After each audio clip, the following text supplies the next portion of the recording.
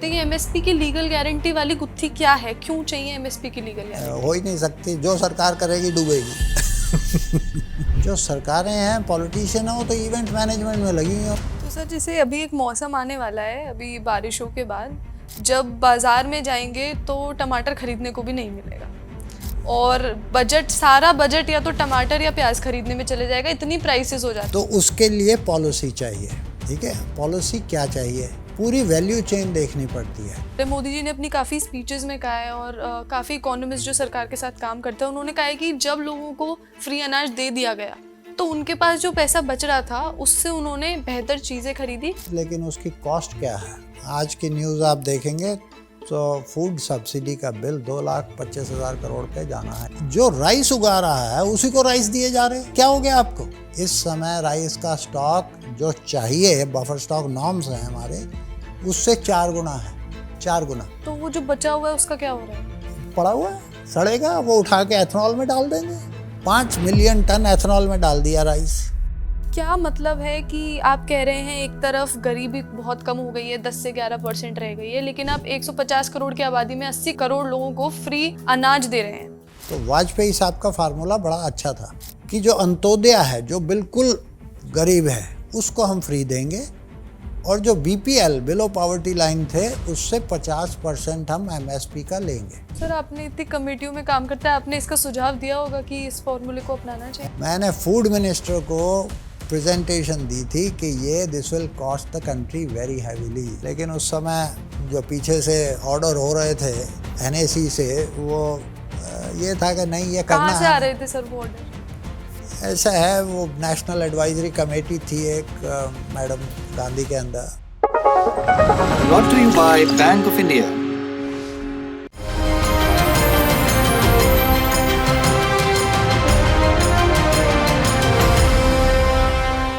आज ललन टॉप बैठकी में हमारे साथ एक ऐसे इंसान हैं जिन्होंने अपनी जिंदगी किसानों की समस्याएं समझने और सुलझाने में बिताई है। अटल जी जब प्रधानमंत्री थे तो बहुत ही कम उम्र में इन्होंने आर्थिक सलाहकार के रूप में अपनी जगह उनकी टीम में बनाई। भारत सरकार के लिए 23 फसलों की एमएसपी के दाम भी तय किए।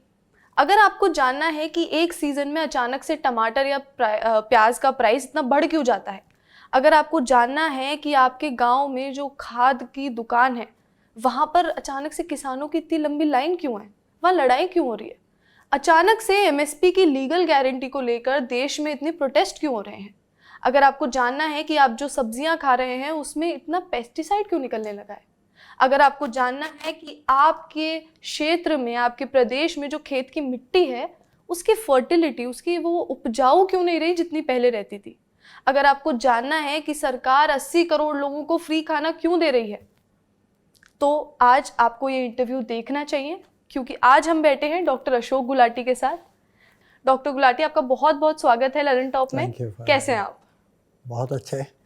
तो पहले तो आप ये बताइए कि आपने इतने सारे प्रधानमंत्रियों के साथ काम किया है, किन किन के साथ काम किया है आपने? ओह देखिए, ऑफिशियली तो वाजपेयी जी थे, उनकी जो इकोनॉमिक एडवाइजरी काउंसिल थी उसमें मैं मेंबर था, यंगेस्ट था। जो सीनियर मोस्ट थे वो ऑलमोस्ट मेरी डबल एज के थे। और बड़े खुल के बात होती थी। मनमोहन सिंह जी की सरकार में तो हमने ऑफिशियली एज चेयरमैन काम किया और उनसे गुफ्तगू भी रहती थी। मोदी जी आए तो मोदी जी के जो फर्स्ट हाई पावर्ड कमेटी बिठाई उन्होंने ग्रैंड मैनेजमेंट के ऊपर, वो ऑलमोस्ट हमारे हाथ की लिखी हुई है सारी। तो अभी भी कुछ ना कुछ चलता रहता है।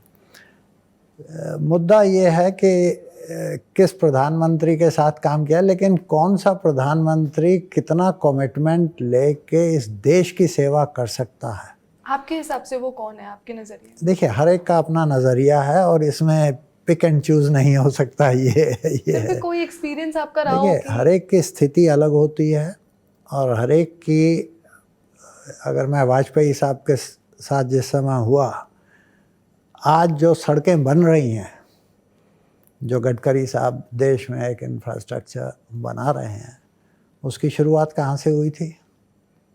वाजपेयी साहब के जो विज़न था क्वाड्रिलेटरल, उन्होंने जब पूरे देश में कहा कि सड़कें बनानी हैं और चौड़ी बनानी है, तो हमारा उस समय काम ये था कि भाई आप बड़े बड़े हाईवेज़ तो बनाओगे, लेकिन गांव अगर कनेक्टेड नहीं हैं तो उसका क्या करोगे।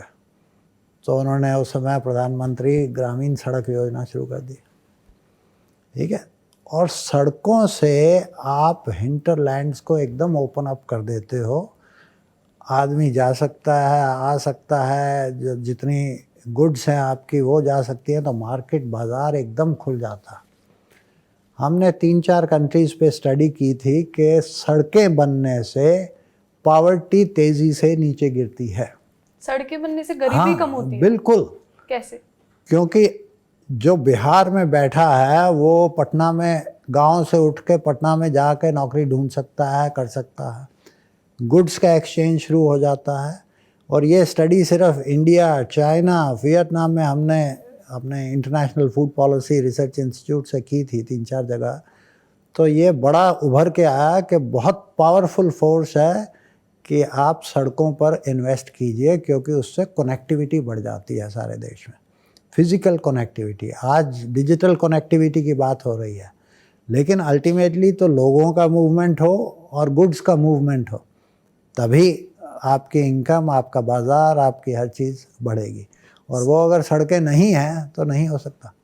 सर, इससे एक चीज़ याद आई कि अभी 2025 में भारत दुनिया की चौथी सबसे बड़ी अर्थव्यवस्था बनी, जापान को पीछे छोड़ दिया जी।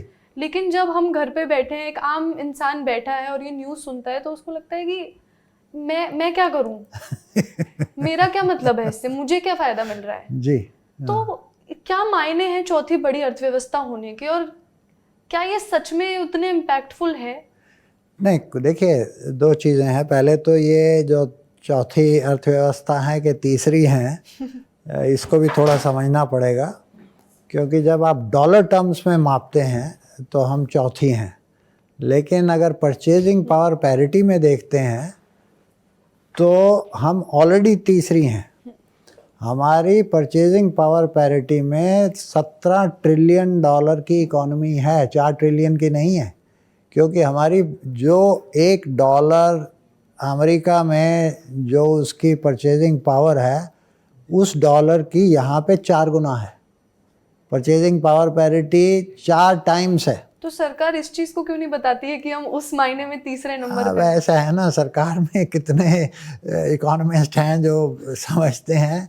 इंटरनेशनल लेवल पे जो है वो डॉलर में मापी जाती है, लेकिन साथ में ही दिया जाता है परचेजिंग पावर पैरिटी, क्योंकि एक्टिविटी कितनी हो रही है और देश के लोगों का वेलफेयर क्या है, वो परचेजिंग पावर पैरिटी से डिसाइड होता, डॉलर से नहीं होता। तो आपकी अगर डॉलर में साल की इनकम $100,000 मिल जाएगी, तो आप तो इस देश में it's equivalent to $400,000 in US। तो सर, वो आम जनता के लिए क्यों इम्पोर्टेंट है कि मैं चौथी अर्थव्यवस्था बड़ी हो गई भारत में क्यों? हाँ, उसका कारण ये है कि उतना बड़ा बाजार हो जाता है, ये एक्टिविटी इतनी है, इतने लोग डिमांड करेंगे चीज़ें।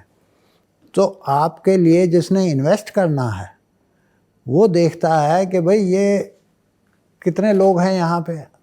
अब सिंगापुर में आप जाएंगे, 6 मिलियन 7 मिलियन अगर लोग हैं तो कितना खा लेंगे, तो क्या मार्केट है उसकी। और वही जब आप 140 करोड़ 145 करोड़ के देश में आते हैं, आप थोड़ा थोड़ा भी खाएंगे तो मार्केट कितनी ज़बरदस्त बनेगी। तो इन्वेस्टर्स के लिए वो बहुत ज़रूरी है जानना कि overall aggregate size of the market क्या है।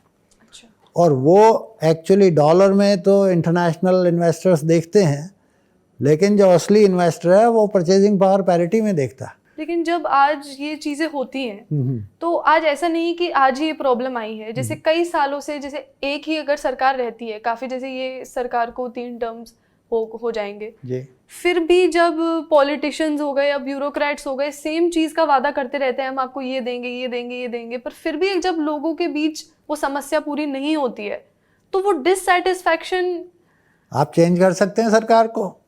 देखिए, जो डिससेटिस्फेक्शन अगर होती है कि यह सरकार वही मुगली घुट्टी पिला रही है बार बार, तो ये एक चांस है प्रजातंत्र में कि आप उस सरकार को बदल सकते हैं। आपके पास जो सबसे बड़ी पावर है वो वोटिंग है, ठीक है। तो आप अगर डिससेटिस्फाइड हैं तो सरकार बदलिए, और दूसरी सरकार आएगी, वो कुछ करेगी नहीं करेगी ये तो समय बताएगा। तो आप अपने ही आदमियों से चुन के लाते हैं, और अगर वो आपके लिए काम नहीं करता, अपने लिए कर रहा है या किसी एक वर्ग के लिए कर रहा है, सबके लिए नहीं कर रहा, तो आपके पास अपना एक हथियार है छोटा सा, जिस समय आप बटन दबाते हैं ईवी मशीन में, तो आप बदल सकते हैं। तो सर जैसे अभी एक मौसम आने वाला है, अभी बारिशों के बाद जब बाजार में जाएंगे तो टमाटर खरीदने को भी नहीं मिलेगा, और बजट, सारा बजट या तो टमाटर या प्याज खरीदने में चले जाएगा। इतनी प्राइसेस हो जाती है, 100 रुपए से भी ऊपर चला जाता है। और गुस्सा ये आता है कि जब पता है हर साल सेम प्रॉब्लम्स हैं, कहीं होल्ड कर लिया जाता है, लोग जमा कर लेते हैं, गलत स्टॉक बन जाते हैं, या फिर जो भी परेशानी है, जब पता है क्या है तो ये चीज़ सॉल्व क्यों नहीं होती? हर साल ये प्राइसेस का क्या प्रॉब्लम है? आपने कहा टमाटर 100 रुपये पहुँच जाता है या प्याज 100 रुपये पहुँच जाता है, ये नहीं कहा कि कभी वो 5 रुपये किलो भी बिकता है। तो वो भी प्रॉब्लम है। तो उस समय किसान पिटता है, ठीक है। और इस समय जब 100 रुपये हो जाता है तो कंज्यूमर पिटता है। तो उसके लिए पॉलिसी चाहिए, ठीक है। पॉलिसी क्या चाहिए? पूरी वैल्यू चेन देखनी पड़ती है। जो फ्रेश कमोडिटीज़ होती हैं और पेरिशेबल होती हैं, पेरिशेबल मतलब पेरिशेबल अगर वो भाई 4 दिन में ख़राब हो जाएगी, 6 दिन में ख़राब हो जाएगी, 10 दिन में ख़राब हो जाएगी, ज़्यादा देर उसको स्टोर नहीं कर सकते। आप टमाटर को क्या 3 महीने स्टोर कर सकते हो? नहीं कर सकते। उसका इलाज क्या है? अब हर घर में आप अगर दूसरे देश में, डेवलप्ड कंट्री में जाएंगे, यूएस में जाएंगे, तो टमाटो पूरी घर में होती है। उसका केचप नहीं, टमाटो पूरी जो आपने तड़के में लगानी है, प्यूरी जो हाँ, मिक्स उसको करते हाँ हैं, हाँ। मिक्स करते हैं, तो वो यूज़ हर घर में कॉमन है वो, ठीक है। फ्रेश टमाटो जब आएगा उस समय फ्रेश ले लिया, लेकिन तड़के में डालने के लिए वो लगेगी, वो डिब्बे में भर के ठीक आता है, हाँ। उसी तरह से अनियन है, प्याज आपका, प्याज अब हर औरत घर में काट रही है उसको, आंखें ऐसे आंसू निकल रहे हैं। इस तरह से नहीं होता, उसको फ्लेक्स में कन्वर्ट किया जा सकता है। पहले ही काट के फैक्ट्री में उसको फ्लेक्स में कन्वर्ट कर देते हैं, डिहाइड्रेट कर देते हैं उसकी। पर क्या वो स्वास्थ्य के लिए सही है ये चीज? बिल्कुल, उसको पानी में डालो बिल्कुल वैसे ही हो जाता है जैसे प्याज है। पर उसमें फिर प्रेजर्वेटिव्स नहीं डलते? कुछ नहीं प्रिजर्वेटिव, सिर्फ डिहाइड्रेशन करना पड़ता। ओके, आप अगर हर चीज़ फ्रेश खाना चाहते हैं तो आप गेहूं जो खा रहे हैं वो आज ही क्या पैदा हुआ है? जो आटा ले रहे हैं वो आज का है? हर चीज़, जो एप्पल हर सड़क के बाहर आप ले रहे हैं वो आपके स्टोर से निकल के आ रहा है, वो 6 महीने पुराना है कि 2 महीने पुराना है, आपको नहीं पता। तो अगर आप ये वॉलेटिलिटी इन प्राइसेस जो ऊपर नीचे जाती है उसको कंट्रोल करना चाहते हैं, तो पूरी वैल्यू चेन में या तो स्टॉकिंग करना पड़ेगा आपको, या प्रोसेसिंग पर करना पड़ेगा। और जब फ्रेश, भाई अकाल पड़ गया, कुछ हो गया, फ्रेश या फ्लड आ गई तो ख़राब हो गया, तो उस समय जो प्रोसेस्ड है, जिस समय कीमतें कम होती हैं उस समय प्रोसेसिंग ज़्यादा होती है, क्योंकि रॉ मटेरियल है ये, और वो फिर आप ले के आराम से कंज्यूम कीजिए।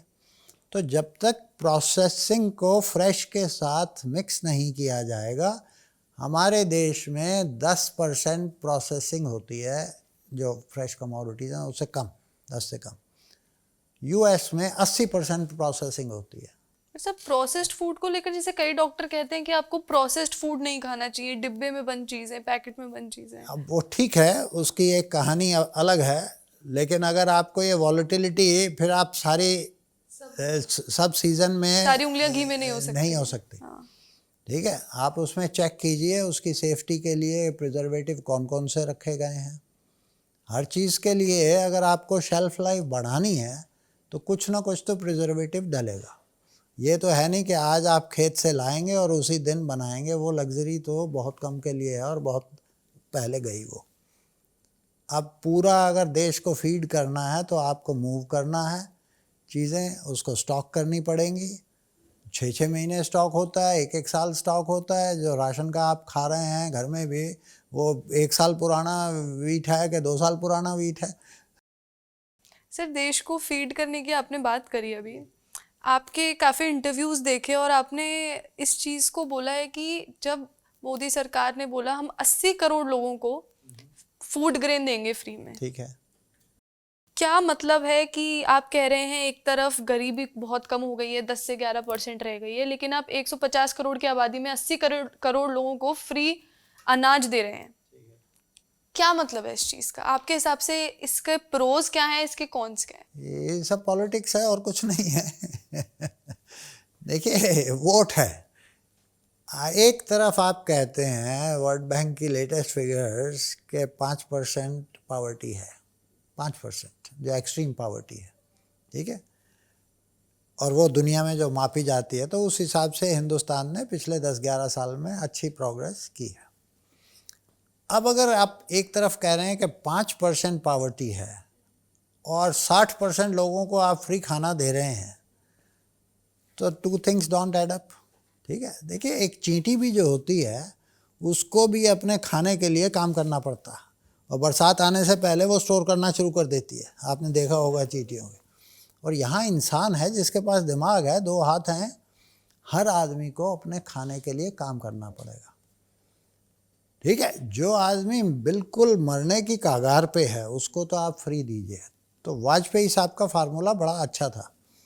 उन्होंने जो किया था टारगेटेड पब्लिक डिस्ट्रीब्यूशन सिस्टम में, कि जो अंत्योदय है, जो बिल्कुल गरीब है, अंत्योदय, उसको हम फ्री देंगे, और जो बीपीएल बिलो पॉवर्टी लाइन थे उससे 50% हम एमएसपी का लेंगे।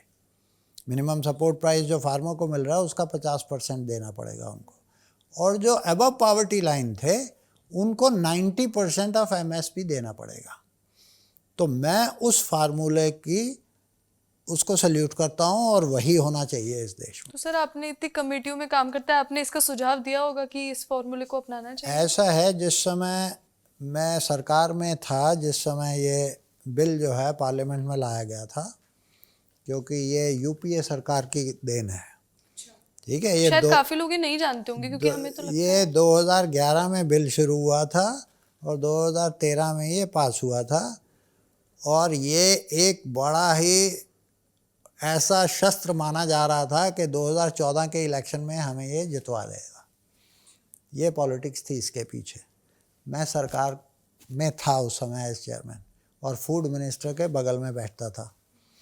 मैंने फूड मिनिस्टर को प्रेजेंटेशन दी थी कि ये this will cost the country very heavily, और जो वर्ड मैंने यूज़ किए थे कि you are taking the elephant to the swamp, you may not come back. लेकिन उस समय जो पीछे से ऑर्डर हो रहे थे एनएसी से, वो ये था कि नहीं, ये करना है। कहाँ से आ रहे थे सर वो ऑर्डर? ऐसा है, वो नेशनल एडवाइजरी कमेटी थी एक मैडम गांधी के अंदर, सोनिया गांधी जी के, तो वहाँ से ये एमानेट हुआ था, और मुझे पता है सरकार के कई लोग इससे सहमत नहीं थे, और मैंने तो उस समय सरकार के होते हुए वहाँ पे वर्किंग पेपर निकाला था कि this is a big challenge, it's not the right move and country will have to pay heavily for it. लेकिन ये एक हवा चलती है, right to food, right to employment, right to this, right to that. अरे भाई, हर आदमी को अपना खाना खाने के लिए काम करना पड़ता है, ये फंडामेंटल प्रिंसिपल है। आज आप घर में आप चले जाइए बिहार वगैरह, वो 5 किलो के इंतज़ार में बैठे हैं, काम करने की ज़रूरत ही नहीं। तो सर, ये अभी जो एनडीए सरकार है, मोदी जी ने अपनी काफ़ी स्पीचेस में कहा है, और काफ़ी इकोनॉमिस्ट जो सरकार के साथ काम करते हैं उन्होंने कहा है कि जब लोगों को फ्री अनाज दे दिया गया तो उनके पास जो पैसा बच रहा था उससे उन्होंने बेहतर चीज़ें खरीदी, जैसे कि फ्रूट्स, वेजिटेबल्स और एग्स वगैरह। ठीक है, वो आप एक आर्गुमेंट लगा सकते हैं कि वो अल्टीमेटली नंबर्स आए थे, तो फिर क्या वो सच में एक अच्छा एक पॉजिटिव रिजल्ट क्या नहीं निकला इस चीज़ से? इसका पॉजिटिव रिजल्ट, लेकिन उसकी कॉस्ट क्या है? आज की न्यूज़ आप देखेंगे तो फूड सब्सिडी का बिल 2,25,000 करोड़ पे जाना है इस साल, ठीक है। जहाँ जिसको चाहिए गरीब को, ईस्टर्न यूपी है, बिहार है, वहाँ आपको चावल 30 रुपये किलो बिक आराम से मिल जाएगा। लेकिन जो FCI में पहले वो खरीदेगी फार्मर से, फिर वो स्टोर करेगी। इस समय 4 टाइम्स बफर स्टॉक नाम का उसके पास स्टॉक है, इतना ज़्यादा ज़रूरत ही नहीं है।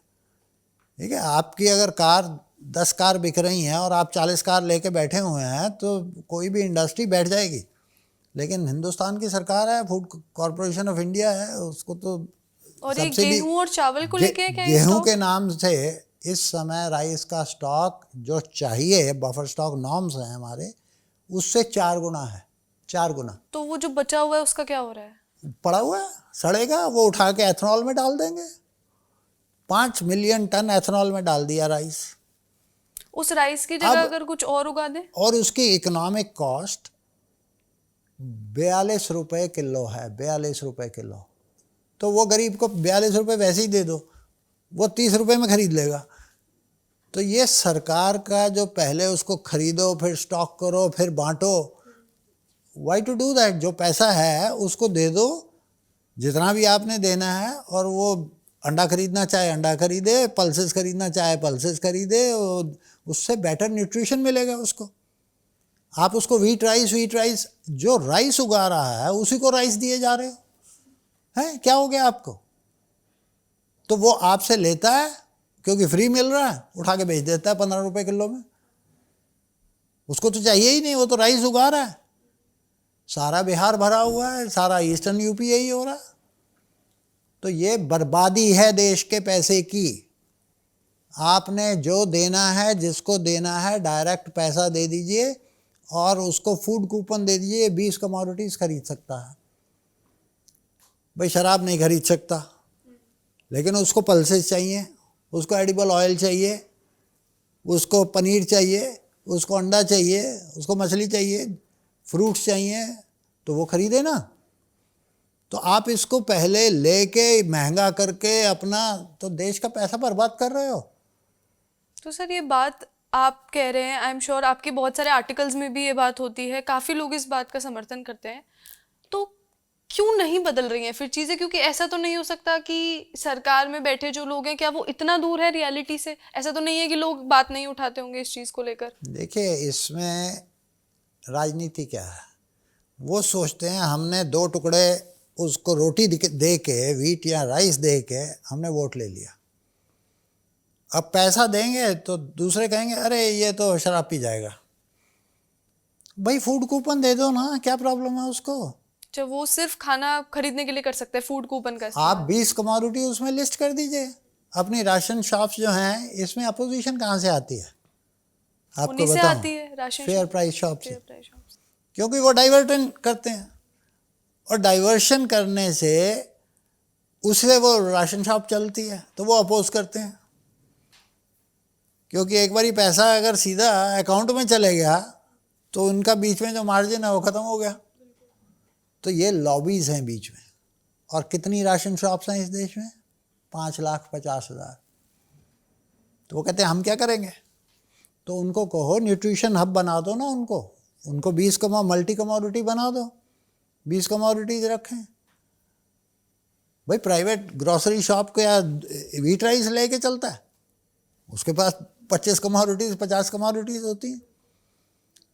तो आपको थिंकिंग करनी पड़ेगी, सोचना पड़ेगा और ट्रांसफॉर्मेशन करनी पड़ेगी। प्रॉब्लम क्या होती है? पॉलिटिशियन के पास इन चीज़ों का टाइम ही नहीं है सोचने का। ब्यूरोक्रेसी को डोमेन एक्सपर्टीज नहीं है।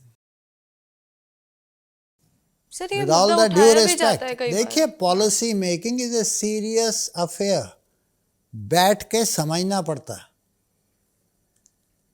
जो सरकारें हैं, पॉलिटिशियन है, वो तो इवेंट मैनेजमेंट में लगी हुई हैं। उनको तो क्राउड चाहिए, 10,000 1 लाख लोग सामने होने चाहिए, बस बोले।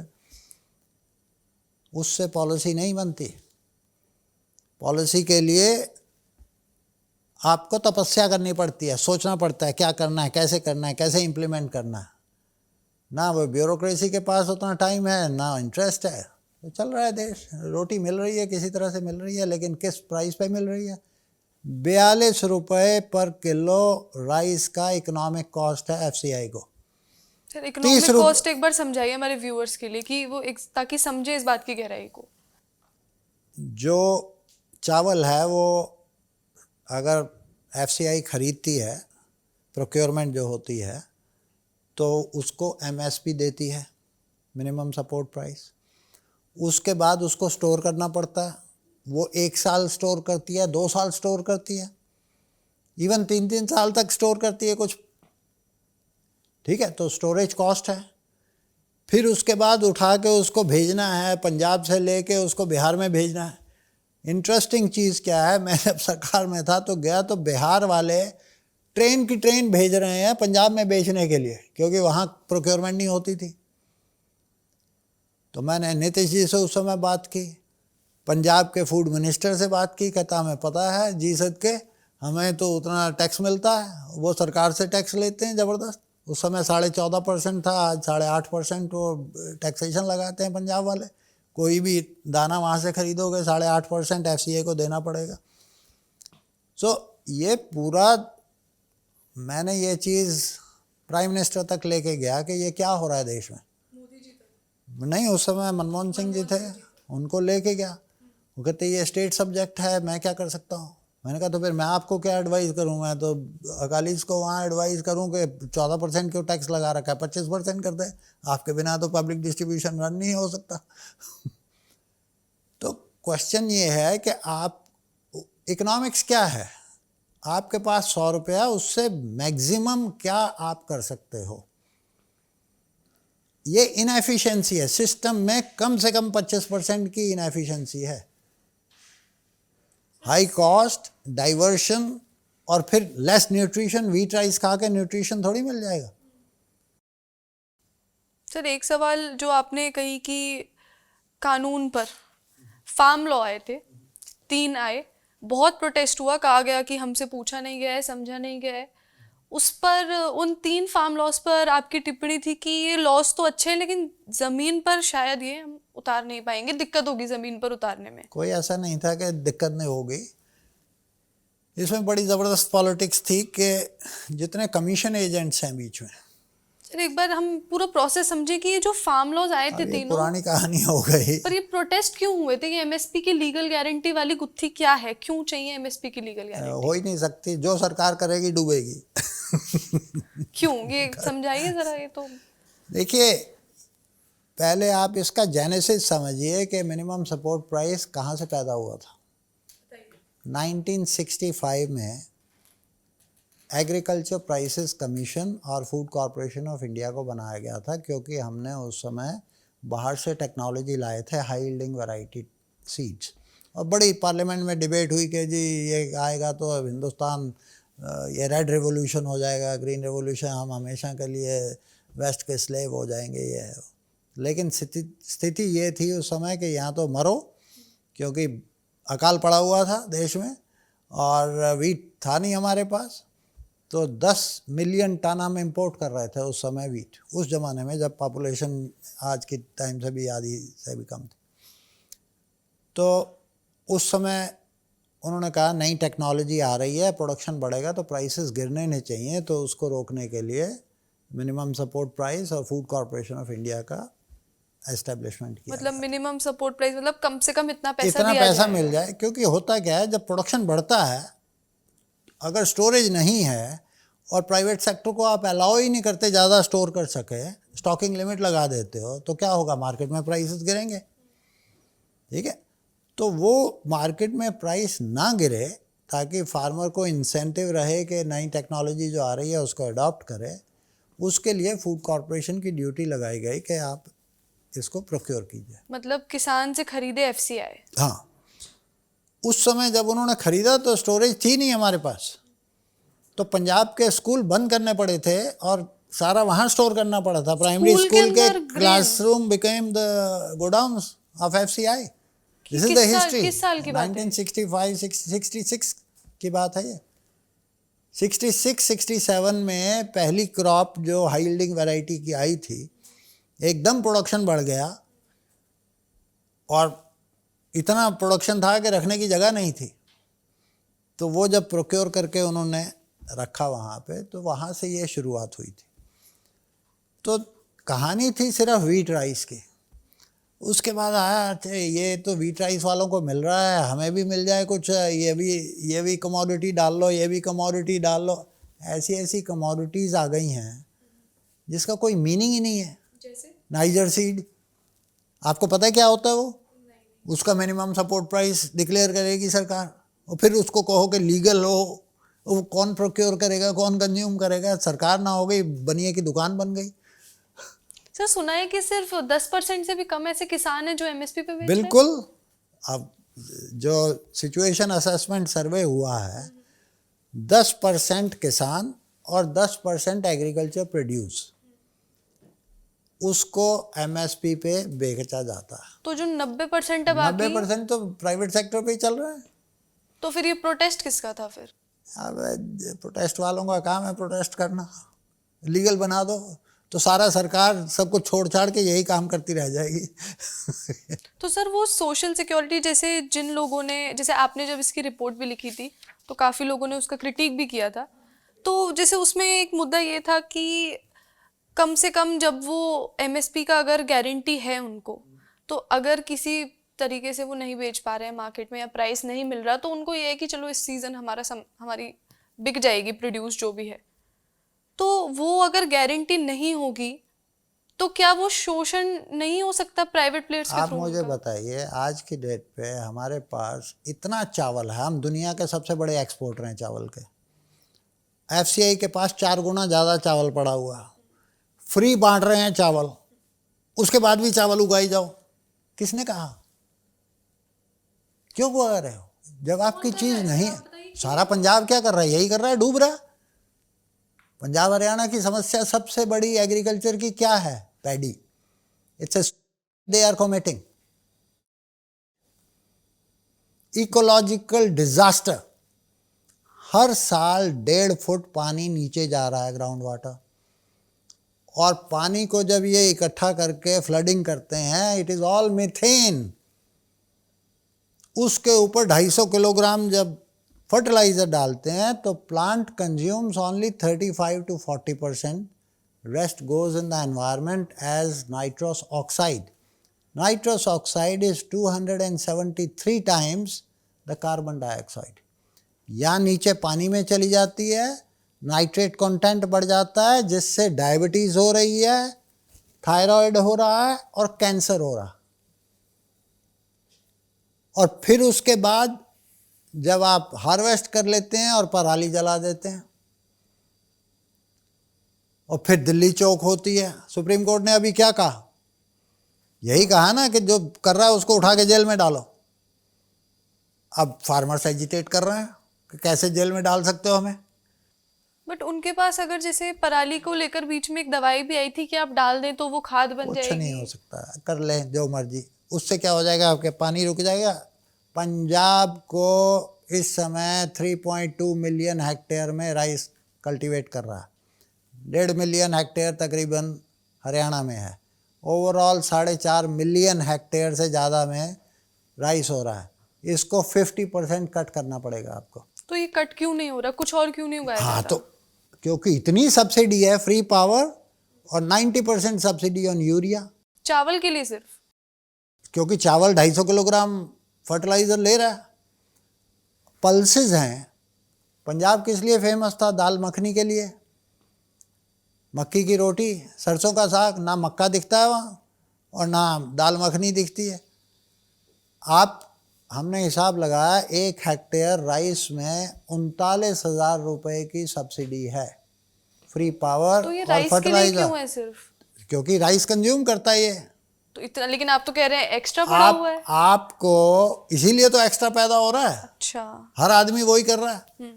आप 35,000 रुपया पर हेक्टेयर एक पल्सेस ग्रो करने वाले को दे दो, ऑयल सीड ग्रो करने वाले को दे दो, अपने आप बदल जाएगा cropping pattern. Crop neutral incentive structure कर दो। तो एक बार हिंदी आसानी। हिंदी उसकी अब ये समझाऊं कि हर क्रॉप जो उगाई जा रही है उसको सरकार उतना ही इंसेंटिव दे, बराबर तकरीबन।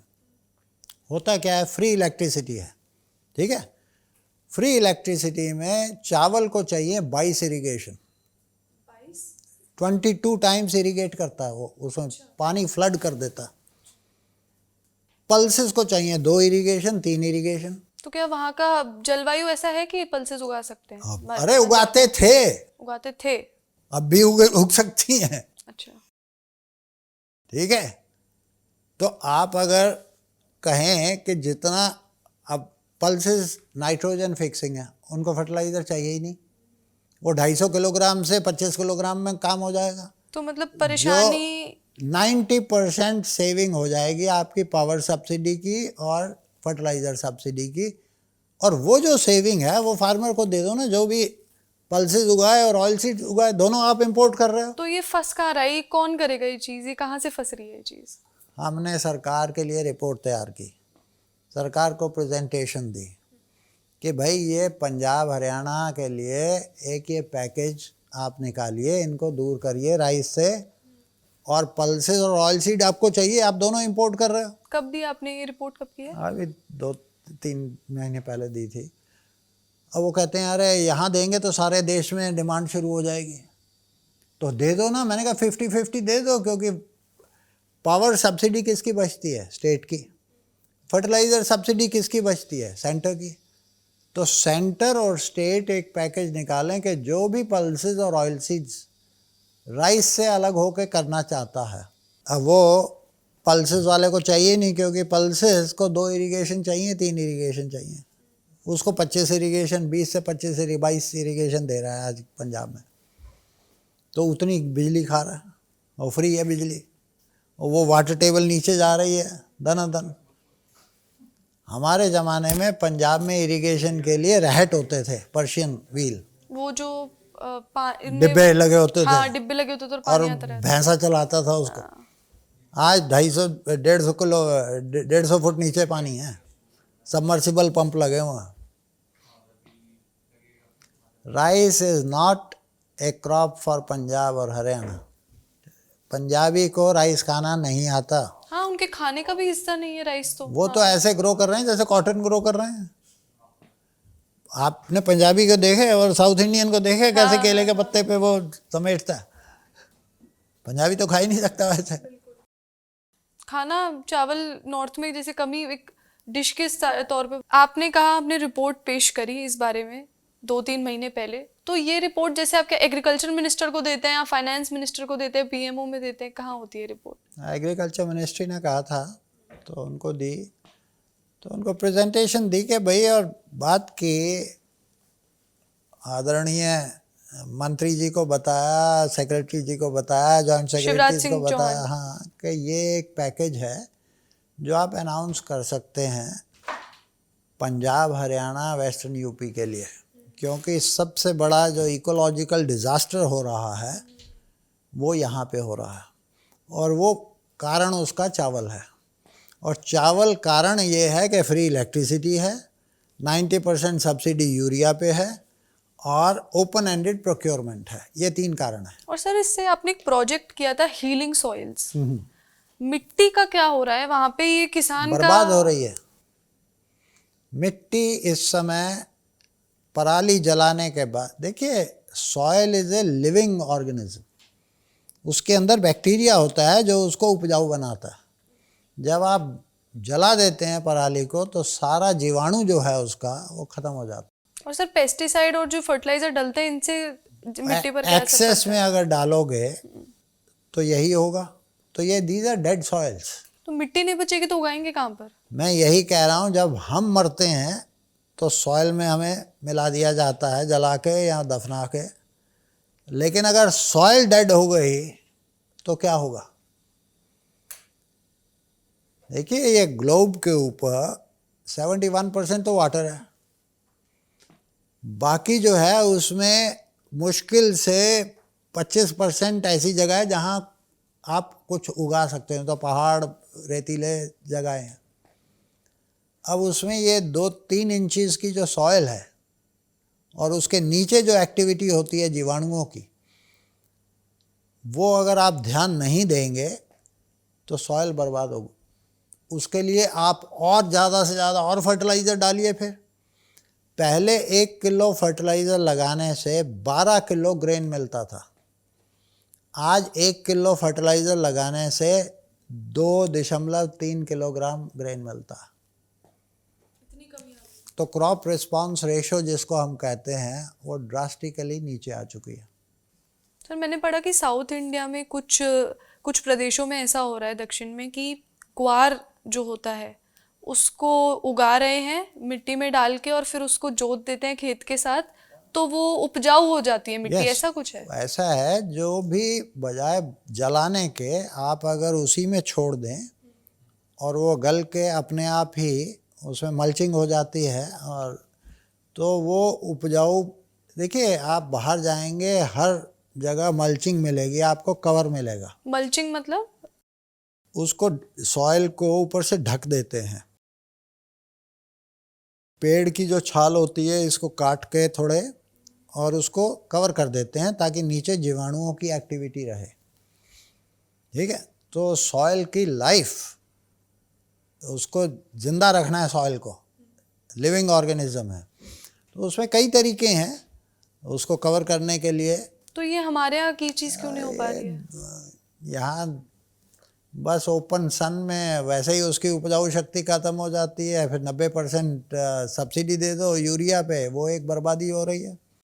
तो सर जो बात आप कह रहे हैं टोटल ये फर्टिलाइजर को, फर्टिलाइज़र पे जो सब्सिडी है, आपने तो फूड की सब्सिडी की बात की, फर्टिलाइज़र की सब्सिडी वर्स्ट है। 90% सब्सिडी है यूरिया पे, जो प्लांट कंज्यूम नहीं कर रहा, और नाइट्रोस ऑक्साइड बन रही है, नाइट्रेट, पॉइजन क्रिएट हो रहा है सिस्टम में, पॉइजन। तो जो हम फल फ्रूट खा रहे हैं उसमें अंदर भी आ जाता है वो चीज़? वो पेस्टिसाइड्स ज़्यादा होते होते हैं, लेकिन एक्सेस नाइट्रोजन जो है, नाइट्रेट कंटेंट जब वाटर में आ जाता है तो मैंने बताया डायबिटीज़ हो रही है, उससे थायराइड हो रहा है, उससे इवन कैंसर तक हो रहा है। सर एक और ज़रूरी चीज़ पे मैं आना चाहूँगी। आपने ऑयल सीड्स और पल्सेस की बात की थी। हमारे यहाँ नॉर्थ इंडिया में ज़्यादातर हम देखें तो मस्टर्ड ऑयल खाया जाता है, जो कि बहुत अच्छा भी होता है सेहत के लिए। थोड़ा साउथ में जाए तो कोकोनट ऑयल, हमारे तिल का तेल इस्तेमाल, ग्राउंडनट का तेल या फिर सोयाबीन का तेल। लेकिन हम देखते हैं कि आंकड़ों के हिसाब से 60% एडिबल ऑयल हम बाहर से मंगा रहे हैं, और वो पाम क्रूड होता है। उसमें से जो आ रहा है 55 से 60% जो आपका कंजम्पशन है वो बाहर से आ रहा है, और उसमें से मेजर 60-65%, 2/3 समझ लीजिए, पाम ऑयल है, क्योंकि वो सबसे सस्ता है दुनिया में। सर वो वीडियोस देखी हैं पाम क्रूड के बनने की, मतलब, और डॉक्टर्स के भी कोट्स हैं इस चीज़ के, पूरी रिसर्च है कि कैसे हमारे जो जलवायु है, हम जहाँ रहते हैं, उसके लिए हमें ये वाले ऑयल्स खाने चाहिए, ना कि वेजिटेबल ऑयल जैसे पाम ऑयल। उस पर काफ़ी कंट्रोवर्सी है, क्योंकि जो वेस्ट की थिंकिंग है और उनकी जो साइंस कहती है, उसमें ना तो पाम ऑयल टच करना चाहिए और ना कोकोनट ऑयल कंज्यूम करना चाहिए, लेकिन हमारा साउथ सारा कोकोनट ऑयल कंज्यूम कर रहा है। वो कहते हैं इसीलिए वहाँ ज़्यादा heart attack rate is higher. तो वो सैचुरेटेड अनसैचुरेटेड की कहानी है, ठीक है। लेकिन जो मस्टर्ड वगैरह आपने बात की कि डिमांड हमारी ज़्यादा है, लेकिन जो इंसेंटिव आपने दे रखे हैं वो व्हीट राइस के लिए ज़्यादा है। आज आप अगर एडिबल ऑयल का इंपोर्ट बंद कर दें तो क्या होगा? प्राइस बहुत ज़्यादा बढ़ जाएगी, 100% ऊपर चली जाएगी। जो 100 रुपये की बोतल मिलती है वो 200 रुपये की मिलेगी, या 200 रुपये की जगह 400 रुपये की मिलेगी। तो सारा एरिया शिफ्ट हो जाएगा व्हीट राइस से और ऑयल सीड्स पे। तो क्वेश्चन ये है, जो ट्रेड की बेसिक फंडामेंटल थियरी है कंपैरेटिव एडवांटेज की, क्योंकि मस्टर्ड 1 हेक्टेयर में आप मुश्किल से 300 किलोग्राम उसमें से ऑयल निकलता, ऑयल सीड में से ऑयल कन्वर्शन रेशो देख के। और जो पाम है वो 1 हेक्टेयर में 4 टन ऑयल देता, 4 टन। तो इसलिए वो सबसे सस्ता है, और जो चीज़ सबसे सस्ती है उठा के यहाँ डंप हो जाती है। सर जो और चिप्स 10% ड्यूटी है उसके ऊपर।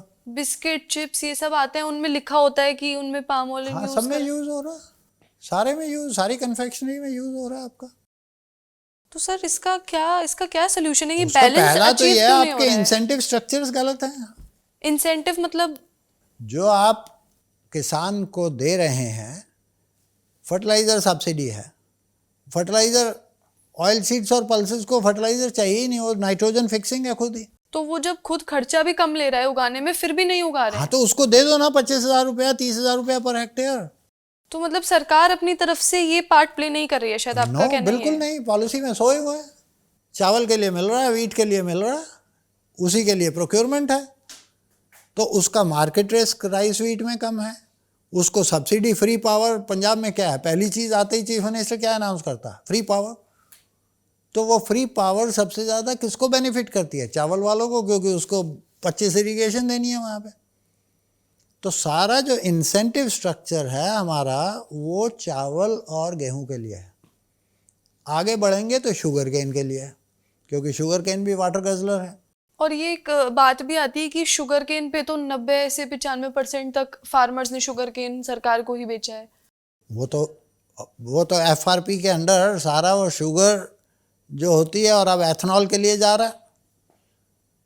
तो आप अगर इंसेंटिव स्ट्रक्चर क्रॉप न्यूट्रल कर दें कि भाई पल्सेस में, हाँ क्योंकि वो फर्टिलाइज़र नहीं ले रहा और पानी नहीं ले रहा, और आपका मीथेन नहीं एमिशन कर रहा, आप उसको कार्बन क्रेडिट्स दीजिए, तो कम से कम नहीं तो पल्सेस ग्रो करने वाले को और ऑयल सीड ग्रो करने वाले को 35,000 रुपया 40,000 रुपया पर हेक्टेयर ऊपर से दे दो। तो सर ये एडिबल ऑयल का जो आत्मनिर्भरता का प्लान बना है अभी, तो इसके लिए क्या क्या सच में क्या कुछ चीजें हो रही हैं सरकार की तरफ से वो इस चीज को कुछ बेहतर उन्होंने करने के शुरू लिए? किया, वो रिपोर्ट मैंने ही तैयार की थी जब मैं सरकार में था, 10 साल के बाद उठी है वो रिपोर्ट।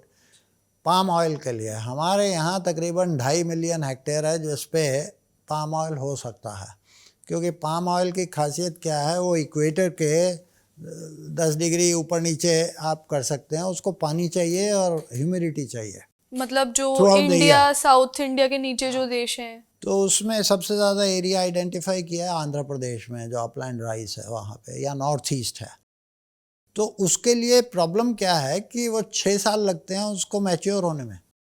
अब वो छोटा फार्मर 6 साल कैसे वेट करे, वो कैसे जिएगा? तो उसके लिए एक स्कीम चाहिए, सब्सिडी चाहिए उसको, 3 साल 4 साल कम से कम कुछ दे सरकार, तब जाकर वो सस्टेन कर सकता है। नहीं तो उसको प्लांटेशन डिक्लेयर करो, जैसे टी प्लांटेशंस हैं, कॉफ़ी प्लांटेशंस हैं, तो ये बड़े कॉरपोरेट्स आएँ और लगाएं। आप कॉरपोरेट को आने नहीं देंगे, छोटा फार्मर कर नहीं सकता, क्योंकि उसको 6 साल कुछ नहीं मिलेगा तो क्या करेगा, वो कहाँ जाएगा? तो सर मतलब ये तो शायद समझ में आ रहा है कि सिर्फ फ्री मार्केट पे हम किसानों को नहीं छोड़ सकते ना, उसके ऊपर सरकार की तरफ से जरूरी है ना टारगेटेड देखिए, पॉलिसी। आपका क्या कहना है पॉलिसी इस बारे तो में? कहीं ना कहीं इम्पैक्ट करती है, और सरकार का रोल जो है वो ज़ीरो नहीं होता कहीं भी, किसी भी सेक्टर में, ठीक है। और एग्रीकल्चर थोड़ा सेंसिटिव सेक्टर है। एक तो फूड सिक्योरिटी का क्वेश्चन है, दूसरा 46% एम्प्लॉयमेंट आपकी वर्कफोर्स की उसमें है, तो सबसे बड़ा सेक्टर एम्प्लॉयमेंट का वही है, तो आपको ध्यान देना पड़ेगा। लेकिन पॉलिसी ना इधर की है ना उधर की है, बस वीट राइस पे पॉलिसी टिकी हुई है। सर एक अजीबोगरीब न्यूज़ आती है कि कुछ लोग बोलते हैं हमने अपने खेत में या फिर छोटे से कमरे में इतना मशरूम उगा लिया, एवोकाडो उगा लिया, ब्लूबेरी उगा लिया और करोड़पति बन गए। ये Yes, क्या, ये बिल्कुल सच बात सही है? है, बिल्कुल सही है। कैसे होता है ये? मतलब हाई वैल्यू, मैं पंजाब में देख के आया हूँ, ड्रैगन फ्रूट उगा रहे हैं लोग ड्रैगन पंजाब फ्रूट में। तो खाया भी नहीं है शायद आज तक। नहीं वो नहीं, तो विदेशी उसकी फल वैल्यू होता है। देखिए ना क्या है। जो चावल उगा रहा है और वीट उगा रहा है, उसको पर हेक्टेयर 1 लाख रुपया नेट बच रहा, ठीक है, चावल वाले को। लेट से आप अगर उसकी जगह फ्रूट उगाएंगे या चिलीज उगाएंगे या इवन आलू उगा लेंगे, तो आपकी इनकम, अभी हम स्टडी कर रहे थे हरियाणा में कुछ श्रिम्प फार्मिंग शुरू हुई है वहाँ, वो 5 लाख रुपया 1 हेक्टेयर में कमा रहा है। आंध्र प्रदेश का जो श्रिम्प फार्मर था वो 10-10 लाख रुपए कमा रहा है 1 हेक्टेयर में। यूपी में चले जाइए, आप जैसी लड़कियां हैं यंग, उन्होंने लैंड लेके और शुरू कर दिया है, कैप्सिकम उगा रहे हैं पॉली हाउसेस में, 7-8 लाख रुपया पर हेक्टेयर तो आम कमा रहे हैं। तो वही रास्ता है towards high value agriculture. Farmer को क्या चाहिए? Income. Average holding size 1 hectare है। 1 हेक्टेयर में चावल से या मिलेट से उसका पैसे नहीं कमा सकते। लेकिन 1 हेक्टेयर अगर अंगूर का है या ड्रैगन फ्रूट का है या कैप्सिकम का है तो उसमें आप 4 गुना ज़्यादा कमा सकते तो सर कहीं ना कहीं कमी शायद किसानों के पास इंफॉर्मेशन की भी, आप ऐसा कहेंगे कि हम क्या कर सकते हैं हैं। थोड़ी ऑफ कोर्स डिफरेंट, क्योंकि उसका वैल्यू चेन खड़ी करनी पड़ती है। खरीदेगा उसे कौन? कैसे पता कि मैं पेरिशेबल्स हैं। हाँ, उसको ये पता है कि चावल मैं उगाऊंगा पंजाब में तो उठा के सरकार के सर में मार दूंगा, लेकिन अगर कैप्सिकम उगाऊंगा तो कहाँ ले जाऊंगा, और कैप्सिकम का प्राइस कभी नीचे कभी ऊपर। तो ये तो चीज की वैल्यू समझ चेन कम खड़ी है। करनी पड़ती है। उसी के लिए वो सारे फार्म लॉज क्या थे कि कॉन्ट्रैक्ट फार्मिंग हो, उसको प्रोसेसर से लिंक किया जाए, रिटेलर से लिंक किया जाए। भाई मिल्क का रिवोल्यूशन कैसे आया था? पूरी वैल्यू चेन खड़ी की गई थी। सर मिल्क को लेके एक मिथक भी मुझे इससे याद आया कि हम सोचते हैं कि राइस हमारी बिगेस्ट कमोडिटी है। ना, हमारी बिगेस्ट कमोडिटी मिल्क की वैल्यू इस देश में rice plus wheat plus all pulses plus sugar cane, इन सबसे ज़्यादा है। तो milk is our number 1 commodity, और मिल्क में we are number 1 in the world. In the world, समझे? तो और वो सारे small holders, 4 average herd size जो है 4 एनिमल का है। यूएस में जाओगे 250, 300, 400 काउज एक जगह होती हैं, ये 4-4। और वो सारा जो सिस्टम खड़ा किया कोऑपरेटिव मूवमेंट के through, even now private sector वही, वर्गीस कुरियन ने जो करा। तो लेकिन अब तो प्राइवेट सेक्टर भी वही कर रहा है। तो बहुत कुछ किया जा सकता है अगर वैल्यू चेन खड़ी की जाए। वैल्यू चेन मतलब कि वैल्यू फार्मर से लेके और कंज्यूमर तक। बीच में क्या क्या स्टेप्स हैं? पहले तो कलेक्शन चाहिए। आप गुजरात में जाएंगे तो सुबह 6 बजे लाइन लगी होती है, 2-2 लीटर जो सरप्लस है उनका दूध वो पोर कर रहे होते हैं एक जगह, तो उसके लिए चिल्ड कूलर चाहिए। फिर वहाँ से उठा के इमीडिएटली ट्रक से वो ले जाते हैं पैस्चराइजिंग प्लांट में, होमोजेनाइज करते हैं, पैस्चराइज करते हैं, फिर वो टैंकर्स जाते हैं मिल्क के दिल्ली में या दूसरी जगह बूथ। ट्रेन चलती है पूरी की पूरी 4 डिग्री पे, जो कलकत्ता तक दूध ले जाया जाता है गुजरात से। तो ये पूरी वैल्यू चेन मतलब मिल्क के लिए खड़ी कर दी गई है। खड़ी की, उसके लिए इन्वेस्टमेंट चाहिए। वर्ल्ड बैंक के लोन लिए गए थे, 15 साल लगे थे। और ये चीज़ अगर बाकी कमोडिटीज़ में हो जाए एग्जैक्टली तो सब कुछ उद्धार हो जाएगा। लेकिन उसके लिए विजन चाहिए ना, उसके लिए इन्वेस्टमेंट चाहिए, उसके लिए कोई कुरियन टाइप चैंपियन चाहिए जो ऑनेस्ट हो, कुछ करने की तमन्ना हो। ब्यूरोक्रेसी से कुछ नहीं मिल सकता, ब्यूरोक्रेट के बस का नहीं है। तो सर मतलब एक सवाल मैं इससे जुड़ा ये भी पूछना चाहूँगी कि आपने वो वैल्यू चेन की बात करी कि उसमें प्राइवेट सेक्टर भी इन्वॉल्व होगा तो बेटर हो सकता है, लेकिन एक प्रॉब्लम हमेशा एक्सप्लॉइटेशन की रहती है, क्योंकि जो छोटा किसान है उसके पास शायद बार्गेनिंग पावर इतनी नहीं है कि वो एक बहुत बड़े कॉरपोरेट हाउस से लड़ सके या अपनी बात मनवा सके। तो क्या उसको वो प्राइस मिल सकती है? क्योंकि कॉरपोरेट तो शोषण भी कर सकते हैं ऐसे किसानों का। वो बात ठीक है आपकी। इसीलिए जो किसान अकेला नहीं, जब एक एक करके सब इकट्ठे हो जाते हैं, 11 लकड़ियाँ इकट्ठी हो जाती हैं तो वो बार्गेन कर सकती हैं। ठीक है, तो कोऑपरेटिव मूवमेंट क्या थी? वो कोऑपरेटिव बनी थी। उसके लिए कोई एमएसपी नहीं है, मिनिमम सपोर्ट प्राइस सरकार नहीं डिक्लेयर करती। वो किसान और जो बायर्स हैं वो बैठ के फैक्ट्री वाले डिसाइड करते हैं, और सिस्टम चल रहा है ना, ग्रोथ हो रही है। तो आपको अगर अपनी शक्ति दिखानी है, छोटा फार्मर है तो वो इकट्ठे होने पड़ेंगे। फार्मर प्रोड्यूसर ऑर्गेनाइजेशन बनाइए, अपना करिए। लेकिन सिर्फ सरकार को बेचना या सिर्फ एक आदमी को बेचना वो गलत है।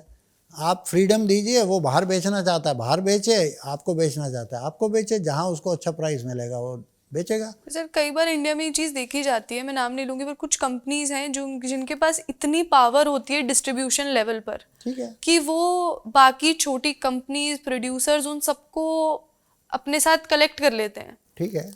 ऐसे में इस चीज़ को कैसे रोक, क्योंकि इसका डिस्प्यूट कैसे सॉल्व होगा कभी? ये ट्रेंड सारी दुनिया में है। आज आपके यहाँ ई कॉमर्स क्या हो रहा है, ठीक है। अब गुजरात में बैठे कंपनी आपको सप्लाई कर पा रही है, क्योंकि उसको पता चल गया मार्केट, आपने जो ऑर्डर दिया आपको नहीं पता है कहाँ से आ रही है, कोई गुजरात से आ रहा है, कोई तमिलनाडु से आ रहा है, कोई कहाँ से आ रहा है, तो उसको मार्केट मिली। वो छोटा आदमी वैसे कभी नहीं पहुँच सकता था आप तक, तो जिसने वो मार्केट प्रोवाइड की प्लेटफॉर्म, वो अपना चार्जेस लेता। अब वो 15% ले रहा है कि 25% ले रहा है, उसको भी अपना बिजनेस करना है। अगर वो ज़्यादा लेना शुरू, ऊबर था या ओला थी, क्या थे, सर उसमें भी प्रॉब्लम वही आ रही है जैसे सभी में आएगी ये, क्योंकि ये टसल है, दोनों की टसल है। शुरू में 15% लेते थे, फिर उन्होंने 25% अपना शेयर कर दिया, लेकिन जो ड्राइवर पहले 40,000 कमाता था वो कहता मेरा तो 30,000 रह गया। फिर उनकी स्ट्राइक शुरू हो गई, उन्होंने अपना इकट्ठा शुरू कर दिया, कोई तीसरा और आ जाएगा।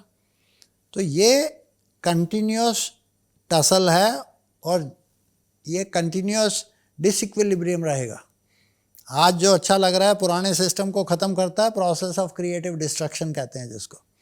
कोई भी सिस्टम, काली पीली टैक्सी उड़ गई, ख़त्म हो गई, सारी ओला उबर आ गई, 2 ही प्लेयर हैं, फिर बीच में इलेक्ट्रिक वाला आ गया, ब्लू वाला, 5 प्लेयर आ जाएंगे, वो टसल चलेगी। लेकिन सिस्टम जो दोनों साइड को बेनिफिट करेगा वही सिस्टम सक्सीड होगा, नहीं तो कोई और आ जाएगा। मान लीजिए उबर ने कह दिया मैं 25% अपना लेता हूँ, दूसरा आ जाएगा कोई कहेगा मैं 20% लेता हूँ, 15% लेता हूँ, सारे उसकी तरफ चल देंगे, तो उबर ख़त्म हो जाएगा। सो ये मार्केट्स का रूल है, सरकार अपना नहीं शुरू कर सकती, सरकार बिजनेस में नहीं डाल सकती। आप कहोगे कि सरकार अब टैक्सी चलानी शुरू कर दे क्योंकि कोई एक्सप्लॉइट कर रहा है, पर सरकार ये कई जगह करने की कोशिश कर भी तो रही है, जैसे कि ऑनलाइन मार्केट प्लेस जो है उसमें अगर शोषण हो रहा है सेलर्स का, तो हम एक अपना प्लेटफॉर्म बना लेंगे। करने की कोशिश कर रहे हैं, देखेंगे। टेलीफोन चल गया क्या सरकार का, BSNL, यही था ना कि एयरटेल एक्सप्लॉइट करेगा या वोडाफोन एक्सप्लॉइट करेगा या जियो एक्सप्लॉइट करेगा। क्या एक्सप्लॉइटेशन है, दुनिया का सबसे चीपेस्ट रेट मिल रहा है आपको, 24 घंटे उस पर लगे रहते हैं लोग। हर जगह ओलिगोपोलिस्टिक स्ट्रक्चर्स हैं, किसी भी इंडस्ट्री में परफेक्ट कंपटीशन नहीं मिलेगा, वो थियरी है। ओलिगोपोली सर हम अपने व्यूअर्स को समझाने के लिए कि जिसमें 2 बड़े प्लेयर्स होते हैं, 2 3, वो डियोपोली होती है, 2 3 होते हैं, 4 होते हैं, 5 होते हैं। आप टेलीफोन्स देख लीजिए, आप एयरलाइंस देख लीजिए। अब एयरलाइंस में आज हमें फील होता है, एयर इंडिया है, हाईएस्ट चार्जेस ले रही है लेकिन सर्विस अभी भी पुअर है। उम्मीद थी कि बड़ी जल्दी ठीक हो जाएगी, अभी नहीं हुई।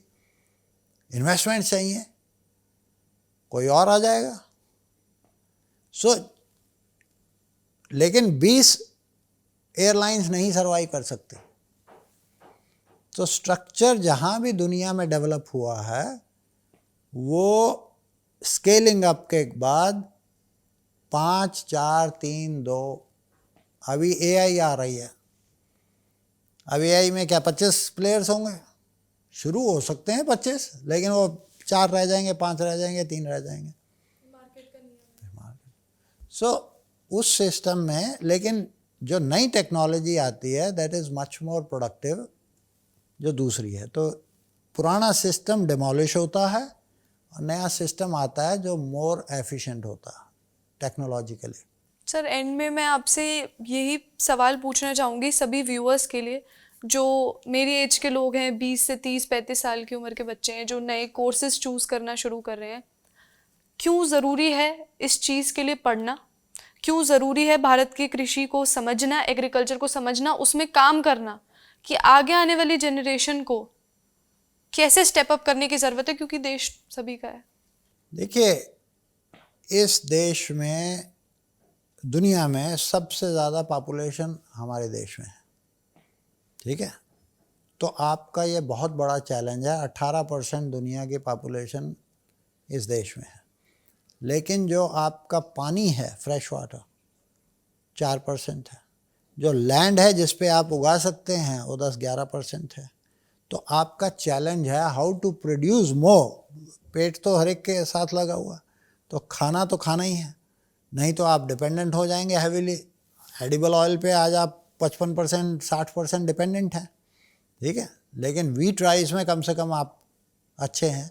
और India is a net exporter of agriculture आज की डेट पे, ठीक है, पिछले 20 साल से। China is a net importer huge.